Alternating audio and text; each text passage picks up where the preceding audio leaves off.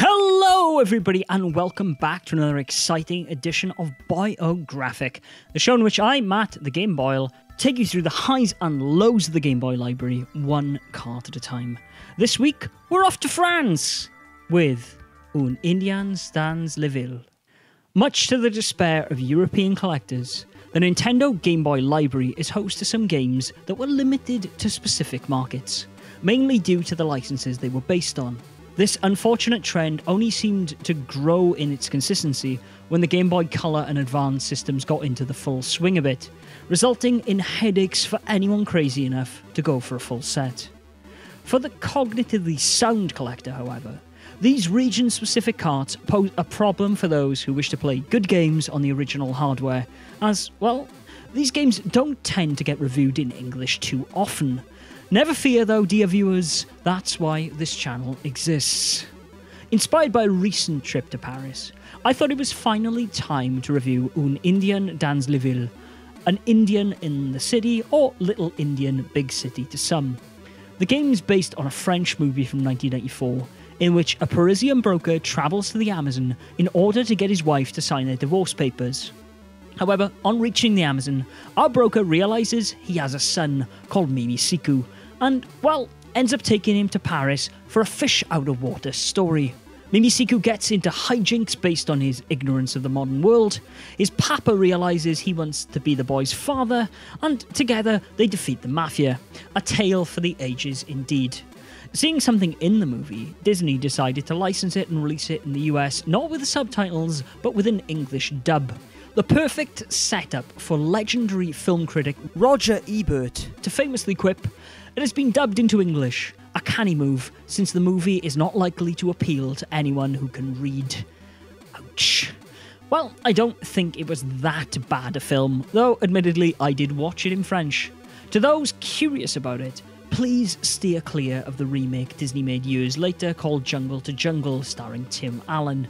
Despite being pretty much a scene-for-scene remake, I thought the film had aged horribly and is not worth an hour and a half of your time you could literally spend doing anything else.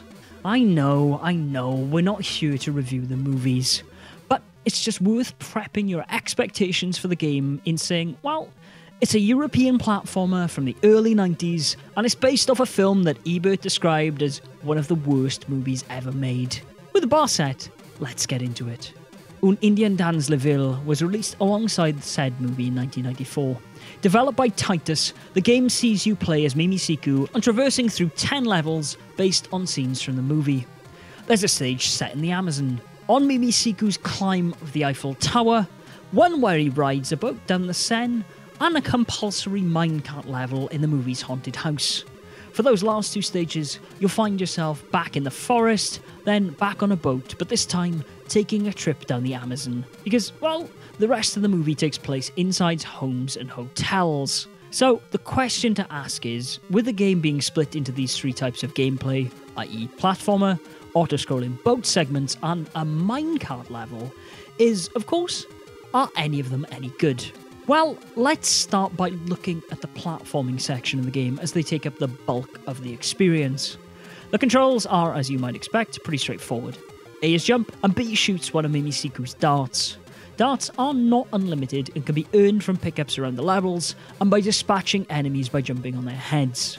Other than darts, the player can also pick up extra lives, and Matika, Mimi-siku's pet spider, who, by pressing down an A, momentarily paralyses the enemies on screen. Though, to be honest, thanks to the game's insistence on cheap enemy placement, you won't get as much help out of your spider pal as the little Indian gets on screen.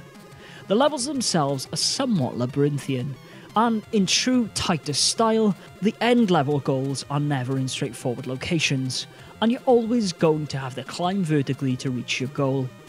You'll know you've reached the end of the level by finding one of the film's characters who await Mimi-siku, and after touching them, you progress to the next level. There's also a selection of collectibles that once you've gathered 10, will grant the player an extra heart piece in the level. The manual cheerily states that these bonus items, pots or mobile phones, are gender specific. Pots are for girls and telephones for boys, it states with elation. Something that's easy to look at now with incredible cynicism. However, the pots do have a role in the movie, in that Mimi-siku gives one to a girl that he likes as a tribal tradition. Nah, you're right. Even with that in mind, it's an incredibly dumb thing to segregate by gender, but that's what we're dealing with here. But how well does it play, Matt? That's the question. Well, I'm sorry to say, pretty poorly. The overall control of Mimi-siku is fine enough until it comes to climbing ladders, where the slightest push of a side direction will send you tumbling back down the level and back to the start in most cases. The jumps themselves are relatively floaty, something if you've ever played a Titus game you'll be familiar with. The biggest annoyance in the game, however, is its insistence on cheap enemy placement. There are way too many occasions in which you're jumping to another platform that an enemy will spawn out of nowhere and hit you for 6. It's really frustrating. I will say that there is a really great variety in the sprites on display here, but, well, even the diversity in enemies doesn't really make up for what I can only describe as bland level design. The other two sections of the game, the boat down the Seine and the ghostly minecart, are unfortunately even more frustrating. The boat section sees you auto-scrolling from left to right, avoiding birds that are pooping on you, crocodiles wanting to take a bite of you, and piranhas jumping out of the water. It should be exciting, but the levels feel super tedious because of their slow pace and length.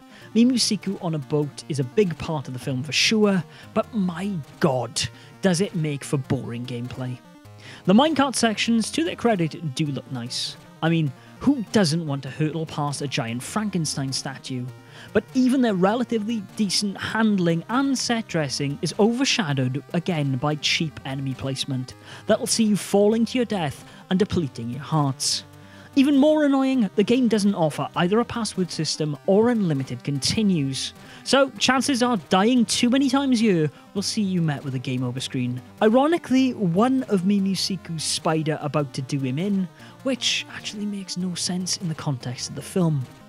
Overall, I think this is one game that you can be glad never saw the light of day outside of France. Despite the game having an EUR code on the cart and 6 languages in the manual, clearly in hopes that the Disney dub of the movie would take the world by storm, Indien dans Ville is an incredibly average game that, much like the movie, is best left forgotten. While I do like some of the sprite work, the game's dull level design, generic gameplay, and downright tedious music really do start to grate on your nerves as you get further into the game. Do yourself a favour and give it a miss. While I won't threaten to ban you from watching these reviews if you play it, as Roger Ebert did to viewers of the movie, you can't say that I didn't warn you when I tell you you'd be better off playing almost anything else the system has to offer.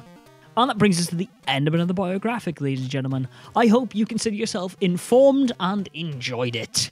If you have, please let me know in the comments down below, and maybe send me a message on Twitter at GameBoyle. Until next week though, Game Boys and Girls, where I'll be back with something a little bit different. From me, it's time to say, game on.